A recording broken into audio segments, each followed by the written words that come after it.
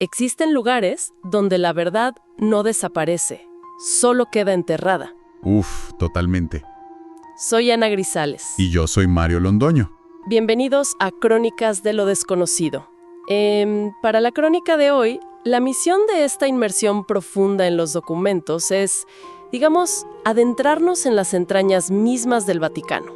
Exacto, al depósito central de la Santa Sede. Así es, y para dimensionar lo que vamos a explorar es necesario construir una imagen mental muy específica en quienes nos escuchan. Justo debajo del famoso Patio de la Piña. Ah, sí, por donde caminan miles de turistas maravillados todos los días. Exactamente, justo debajo de sus pies existe un edificio subterráneo de 2 pisos. O sea, un búnker climatizado que alberga, y escucha este dato, 85 kilómetros lineales de estanterías continuas. Es una distancia absurda. Literalmente supera la longitud de una maratón media. Todo lleno de papel y pergamino. Ahí se archivan 12 siglos ininterrumpidos de decisiones que, pues, diseñaron el mundo moderno. Es que es una infraestructura que desafía la imaginación. Y no solo por el tamaño, sino porque se trata de uno de los ecosistemas de información más, digamos, controlados de todo el planeta. Claro, el nivel de seguridad es extremo. Lo verdaderamente intrigante al revisar las fuentes de esta inmersión es notar cómo la propia institución construyó la mitología de este lugar. O sea, a través de sus protocolos burocráticos tan estrictos. Alimentaron el misterio por décadas. Totalmente. Durante siglos, el mundo entero conoció este recinto bajo un título que, pues, evocaba conspiraciones inmediatas: el Archivo Secreto Vaticano. Un nombre pesado, muy pesado. Y no fue hasta hace poquísimo, en octubre de 2019, que el Papa Francisco emitió un decreto oficial, un motu proprio, para cambiar ese nombre histórico por el de Archivo Apostólico Vaticano. Ajá. Y el objetivo declarado en los documentos era muy claro: apagar un poco las suspicacias y disipar esta idea popular de que la Iglesia guardaba, no sé, verdades inconfesables en la oscuridad. Pero a ver, hay que mirar esa maniobra con una lente un poco más crítica. Es cierto que si analizamos la semántica en el latín medieval, la palabra secretum no tenía esa connotación tan siniestra de capa y espada que le damos hoy en día. Claro, no significaba oculto per se. Exacto, simplemente significaba privado o separado. Es decir, era el archivo personal, la propiedad del pontífice. Sin embargo, cambiar una sola palabra en pleno siglo XXI... Se siente distinto, ¿no? Se siente como un lavado de cara corporativo. Esencialmente, es como si una empresa tecnológica global cambiara su nombre justo después de un escándalo de privacidad. El letrero en la puerta suena, digamos, mucho más amigable, pero los servidores siguen exactamente igual de blindados. Sí, es una analogía muy precisa. Porque la burocracia de acceso no se suavizó ni un milímetro con el cambio de nombre. O sea, el rediseño de marca no abrió las bóvedas mágicamente. Siguen siendo inaccesibles para casi todo el mundo. Así es. Las fuentes nos indican que en la actualidad el acceso sigue limitado a unos 60 académicos por día, a nivel mundial.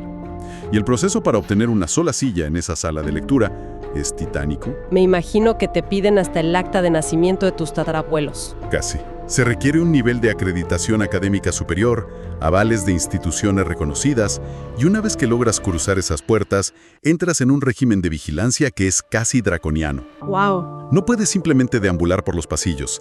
El investigador solicita un máximo de 5 documentos específicos por jornada, y nada de tecnología. No hay cámaras, no hay teléfonos inteligentes. Ni siquiera se permiten bolígrafos, ¿verdad? Ni un solo bolígrafo.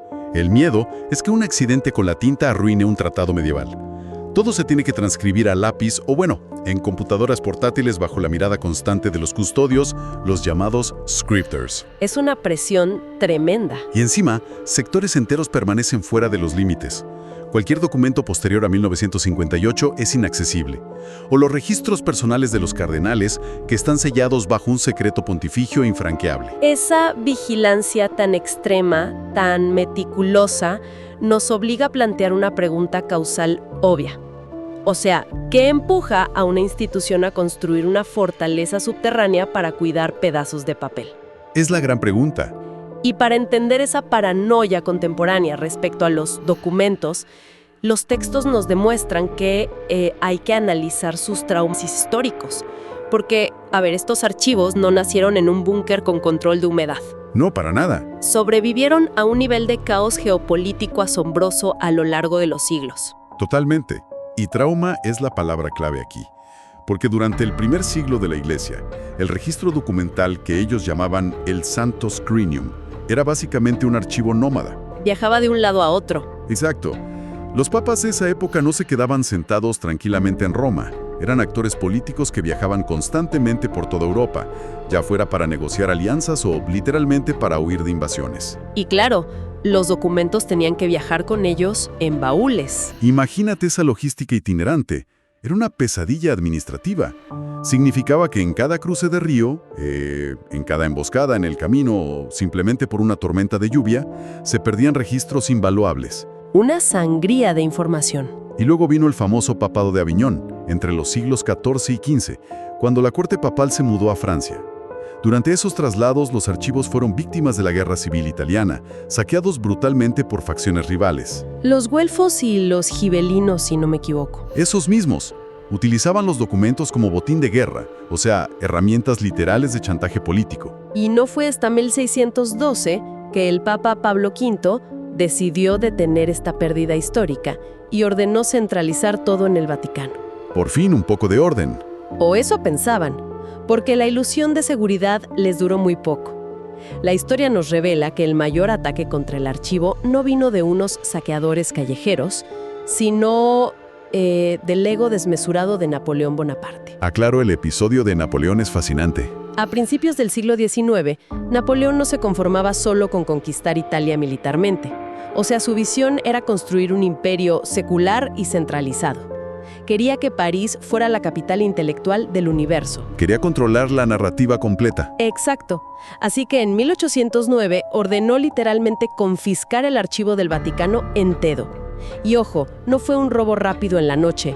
Fue una operación logística monumental. Un saqueo institucional. Embalaron más de 3,000 cajas gigantescas con todos los documentos de la iglesia y las enviaron en carretas cruzando los Alpes hasta Francia. El objetivo de Napoleón ahí era clarísimo. Quería despojar a la iglesia de su monopolio sobre la historia. Pero el desenlace de ese traslado forzado, pues quizá el capítulo más trágico para los historiadores. Termina muy mal. Muy mal. Tras la caída de Napoleón en la batalla de Waterloo, la monarquía francesa restaurada accedió a devolver los archivos a Roma. Pero aquí entra el detalle macabro de la economía de la posguerra. Francia se negó a pagar el flete de regreso. Y el Vaticano estaba financieramente quebrado en 1815. Totalmente en bancarrota. No tenían los fondos para contratar suficientes carretas para traer de vuelta las 3,000 cajas. Y la solución a la que recurrieron los funcionarios vaticanos de la época fue, la verdad, devastadora. Las fuentes nos relatan cómo, en medio de esa desesperación por financiar el viaje, comenzaron a vender la historia por kilo. Literalmente al peso. Cientos de miles de documentos, decretos papales, cartas de monarcas, fueron vendidos en París a carniceros y pescaderos. Uf, qué dolor. Todo simplemente para usar ese papel grueso como envoltura. O lo vendían a fábricas de cartón para reciclaje. O sea, la venta al peso se usó para pagar el transporte de lo poquito que quedaba. Es increíble. Se estima que en ese desastroso viaje de ida y vuelta se perdió casi una tercera parte de la memoria de la iglesia primitiva. Saber esto cambia por completo la perspectiva de quienes estudian el tema hoy. O sea, el búnker actual no es un capricho de secretismo. Es una respuesta directa al hecho de que su disco duro histórico ya fue hackeado, saqueado y vendido por piezas en el pasado. Es una excelente forma de verlo. Entender esa cicatriz histórica, digamos, es fundamental para valorar lo que sí logró sobrevivir y llegar a esas estanterías subterráneas. Porque los documentos que reposan ahí no son meros registros eclesiásticos aburridos. Son los engranajes de la historia occidental. Así es. Por ejemplo, tomemos los 81 pergaminos con sellos de oro, que están conservados en cámaras separadas. Entre estos archivos se encuentra el infame pergamino de Chinon, que detalla el colapso de los caballeros templarios a principios del siglo XIV. Ese pergamino es un ejemplo perfecto de por qué la historia real a veces es mucho más oscura que cualquier ficción. Porque no es solo un resumen del caso. No, tiene los detalles crudos. Las actas contienen las transcripciones literales de los interrogatorios, o sea, reflejan las torturas sufridas por los templarios para arrancarles confesiones de herejía o de idolatría. Todo orquestado por la política. Exactamente. Y lo que revela la tinta es una mecánica política brutal. Muestra que el Papa Clemente V, en el fondo, dudaba mucho de las acusaciones e incluso consideró absolver a la orden. Pero el rey de Francia tenía otros planes. El rey Felipe IV estaba sumido en deudas gigantescas con los propios templarios. Necesitaba confiscar su tesoro a como diera lugar. Y su presión fue imparable. Y el archivo es la prueba documental de todo esto. O sea, muestra cómo un papa cedió ante un rey enviando a los caballeros a arder en la hoguera por pura conveniencia financiera. Es escalofriante. Y ese poder destructivo de la política sobre la religión sigue, digamos, fluyendo a lo largo de esos kilómetros de estanterías. Hay correspondencia que de verdad destila un nivel de desesperación humana que te hiela la sangre. Como las cartas desesperadas de la realeza. Exacto. Las fuentes nos muestran, por ejemplo, la carta original escrita por María Estuardo, la reina de Escocia. Fue dirigida al Papa Sixto V en 1587. Y es un trozo de papel escrito literalmente en la antesala de la muerte. Sabiendo que la iban a ejecutar. Sabiendo que su ejecución a manos de su prima Isabel I de Inglaterra era inminente, María suplica la intervención papal, o sea, pide piedad. La misiva está ahí, físicamente intacta, como un testamento mudo de una petición de auxilio que fue ignorada. Y que terminó en la decapitación de una reina. Así es. Y siguiendo en esa misma región, con la monarquía británica, hay otro objeto en particular que ilustra cómo un solo documento puede redibujar el mapa de Europa entero. Hablamos de la famosa petición de Enrique VIII. Ah, claro, el inicio de la ruptura. Sí, y no es una simple cartita.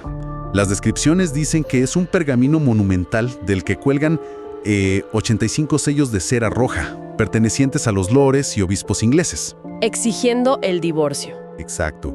Su exigencia al Papa Clemente VII era anular el matrimonio del rey con Catalina de Aragón. Y la negativa del Vaticano a esa petición no fue solo, digamos, un rechazo matrimonial de rutina. Partió a un país en dos. Ese documento físico precipitó el cisma. Partió Inglaterra de la Iglesia Católica y dio nacimiento a la Iglesia Anglicana. Y junto a esas rupturas de imperios y de países, también encontramos rupturas del pensamiento humano. Las bóvedas protegen las notas y las transcripciones exactas del juicio de la Inquisición contra Galileo Galilei en 1633. Otro caso pesadísimo. Lo más aterrador de revisar ese expediente, según los investigadores, es la normalidad burocrática del lenguaje. O sea, no son monstruos gritando condenas en una mazmorra. Son oficinistas. Escribiendo con una caligrafía elegantísima cómo un hombre brillante debe ser castigado. Todo por atreverse a decir que la Tierra giraba alrededor del Sol. Es la institucionalización de la censura científica. Totalmente. Ahora, cuando tienes un historial comprobado de esconder y controlar actas que silenciaron al mayor astrónomo de la época, o documentos que crearon la Iglesia de Inglaterra, la imaginación humana se dispara. Exactamente. La psicología humana entra a jugar un papel fascinante. O sea, no es de extrañar que el público en general asuma que una institución con ese currículum también esconde, no sé, platillos voladores y portales en el tiempo. Todo eso es historia política y eclesiástica fascinante. Sí, pero es verdad que la mente colectiva no se conforma con cartas de reyes decapitados. ¿Qué hay de los mitos más oscuros? Hablemos de la máquina del tiempo y los cielos. Claro, el salto hacia la conspiración paranormal. Porque cuando un espacio está tan restringido, se asume que lo que hay adentro debe ser de naturaleza imposible. Es un fenómeno sociológico digno de análisis, porque pasar de correspondencia diplomática a tecnología anómala es un salto gigante pero inmensamente popular. Y el caso más sonado que ha orbitado alrededor de este archivo es sin duda el del famoso cronovisor. El cronovisor, un clásico del misterio. Hablamos de un relato de la década de los 70s, originado por un sacerdote benedictino y exorcista llamado Marcello Pellegrino Ernetti. Él afirmó con toda seriedad haber desarrollado una máquina junto a un equipo de científicos de renombre. Una supuesta máquina del tiempo. Pero la mecánica teórica del aparato, según Ernetti, No era una cabina de ciencia ficción al estilo de las películas para viajar físicamente. Él afirmaba que los eventos del pasado dejaban una huella, una especie de radiación electromagnética en el éter del espacio. Ajá, como un eco. Exacto. Y el cronovisor actuaba simplemente como un sintonizador capaz de captar y decodificar esas ondas visuales y sonoras residuales. Supuestamente podían sintonizar discursos en la antigua Roma e inevitablemente apuntaron al mayor evento de la narrativa cristiana, la crucifixión de Jesús. Porque claro, la tecnología imaginaria siempre busca validar los dogmas de quienes la crean. Es muy conveniente. Por supuesto, el mito colapsó sobre sí mismo cuando la supuesta fotografía del rostro de Cristo, que Ernetti decía haber capturado con el cronovisor, fue expuesta como un fraude absoluto. Sí, los escépticos hicieron su trabajo ahí. Descubrieron que era la imagen invertida de una escultura de un artista llamado Lorenzo Cullaut Valera, ubicada en España. El engaño se desmoronó por completo. El engaño se desmoronó, pero la idea no. Exacto. La noción de que el Vaticano guarda un sintonizador del pasado oculto en algún sótano bajo el patio de la Piña sobrevive en la cultura pop. Sobrevive porque encaja perfectamente con este arquetipo de la institución como, digamos, la guardiana definitiva de los misterios del tiempo. Y si la alteración del tiempo cautiva a unos cuantos, la reescritura de nuestro lugar en el universo atrae a muchísimos más. O sea, en tiempos recientes, toda esta mitología sobre los archivos ha sido absorbida por el fenómeno OVNI. Uy, el tema extraterrestre es enorme aquí. Y ya no ocurre solo en foros oscuros de Internet. Ha llegado a escenarios institucionales reales. Las fuentes nos remiten a las declaraciones de 2023 en el Congreso de los Estados Unidos. El testimonio del ex oficial de inteligencia David Grush. Así es.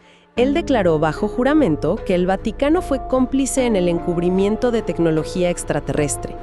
Según este relato, en 1933, en pleno auge del régimen de Benito Mussolini, una nave no humana se estrelló en la localidad de Magenta, en Italia. Es una historia loquísima. La conspiración sostiene que el Papa de entonces, Pío XII, supo de la recuperación de este artefacto por parte del gobierno italiano, y que al terminar la Segunda Guerra Mundial, supuestamente él mismo canalizó la inteligencia hacia los Estados Unidos. Para evitar que cayera en manos soviéticas, ¿no? Exactamente, esa es la narrativa. Y no es un caso aislado, hay toda una corriente ufológica que intenta reinterpretar la propia historia de la Iglesia a través de esta lente. Sí, argumentan que eventos supuestamente milagrosos fueron otra cosa, como los famosos milagros de Fátima en 1917. Ajá, el milagro del sol. Decenas de miles de personas describieron esferas metálicas moviéndose de forma errática en el cielo y secando la tierra mojada al instante.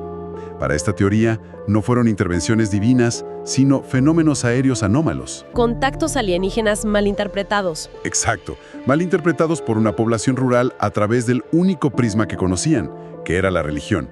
En la mente conspirativa, el Vaticano tiene la verdadera respuesta bajo llave, sabiendo que no eran ángeles, sino visitantes. Y además de fenómenos extraterrestres y tecnología anómala, el mito incluye el ocultamiento de conocimiento prohibido, textos muy oscuros.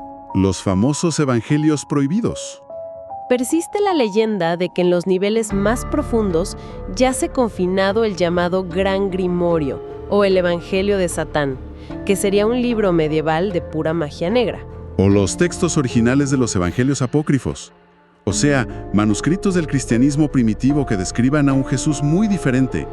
Textos que fueron excluidos del canon oficial durante los primeros concilios. Pero ante historias de ovnis, máquinas del tiempo y magia negra, es imperativo separar el mito de la posible realidad. Hay que analizar las diferentes posturas racionales. Claro, bajar un poco a la tierra. Si abandonamos las naves estrelladas de Mussolini, la explicación racional es lógica. La naturaleza de este archivo es, ante todo, la de una gigantesca caja fuerte diplomática. Son un estado soberano a fin de cuentas. Exacto. Protegen la información por razones diplomáticas e históricas, porque es la maquinaria burocrática del gobierno de la Iglesia a través de los siglos. Y el ejemplo histórico más contundente para ilustrar esta protección, que además requiere muchísima neutralidad al analizarse, es el papel del papado durante la Segunda Guerra Mundial. El caso de Pío XII. Así es. Su figura ha sido el centro de una de las controversias historiográficas más grandes del siglo XX. para los detractores críticos de la institución, la falta de una condena pública y frontal por parte del Papa contra el régimen nazi fue un acto de complicidad política. Lo ven como un silencio calculado, ¿no? Lo interpretan como un silencio calculado para proteger los intereses institucionales en Europa Central. Sin embargo, los defensores de Pío XII sostienen una interpretación diametralmente opuesta. Claro, la teoría de la diplomacia sumergida. Argumentan que una condena pública solo habría provocado represalias masivas contra los civiles. Señalan que en secreto el Vaticano emitió salvoconductos, falsificó actas de bautismo y usó los monasterios para esconder a perseguidos. Y el método para resolver ese debate no es la especulación de Internet, son los documentos. Y de hecho, en marzo de 2020, los archivos correspondientes a ese pontificado fueron finalmente desclasificados. Un paso enorme hacia la transparencia. Exacto. Se desclasificaron para que los expertos puedan juzgar imparcialmente, con base en evidencia real, cuál fue la verdadera postura. Pero a ver, pongámonos en los zapatos de la mente conspirativa por un segundo. O sea, donde hay poder absoluto, hay secretos absolutos. Inevitablemente. ¿Es realmente tan ilógico pensar que una institución milenaria no haya acumulado en sus bóvedas subterráneas alguna reliquia o textos científicos que contradigan la narrativa oficial de la humanidad? Desde una perspectiva puramente estadística, no es descartable que tengan documentos muy incómodos para su propio dogma. El tema es que esa falta de transparencia inmediata y el búnker de alta seguridad son el caldo de cultivo perfecto para las exageraciones. Y eso nos lleva a un momento de reflexión muy necesario en este punto. Más allá de si los documentos contienen evidencia alienígena o simplemente historia medieval administrativa, el verdadero misterio es la psicología detrás de mantener algo oculto. El poder del secreto en sí mismo. Exactamente. Es fascinante cómo funciona el miedo humano a la verdad. Desarrollamos una obsesión compulsiva, casi enfermiza, por aquello que se nos prohíbe mirar. Un secreto otorga un poder inmensurable a quien lo guarda. Funciona como una sombra que atrae todas las miradas. Es como un agujero negro.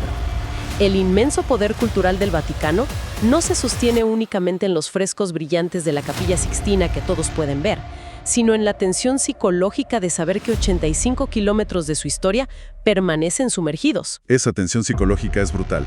Y, de hecho, plantea un escenario mental extraordinario. Pensemos en esto por un segundo.